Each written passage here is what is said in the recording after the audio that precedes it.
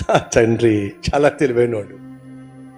పెద్దోడి దగ్గరికి వెళ్ళి ఆరోగ్యం బాగాలేదురా కాస్త డబ్బులు ఇవ్వరా అంటే, పెళ్ళం కోపంగా వెళ్ళిపోయిందని చెప్పేసి నీ వల్ల నా పెళ్ళానికి కోపం వచ్చింది, ఇంకెప్పుడు నీ ముఖం చూపించపో అని బయటికి గెంటేశాడు.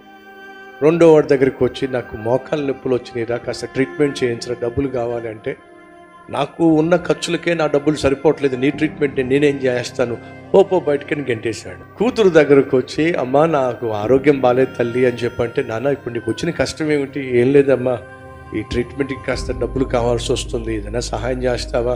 పెద్దోడు తగిలాను, వాడు కాదన్నాడు, రెండోడేమో కాలదన్నాడు, నువ్వన్నా సహాయం చేస్తావా? నాన్న నీకు కాకపోతే ఇంకెవరికి సహాయం చేస్తాను.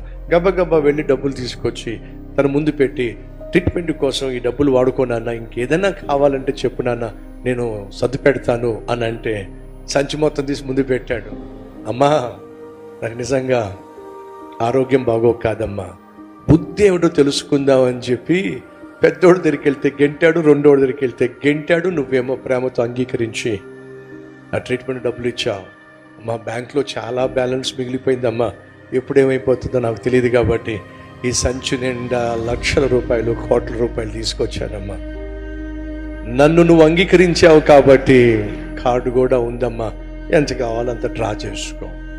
ఆయన దగ్గర లేక అడగటల్లా మన బుద్ధి ఏమిటో తెలుసుకోవడానికే ఆయన అడుగుతున్నాడు.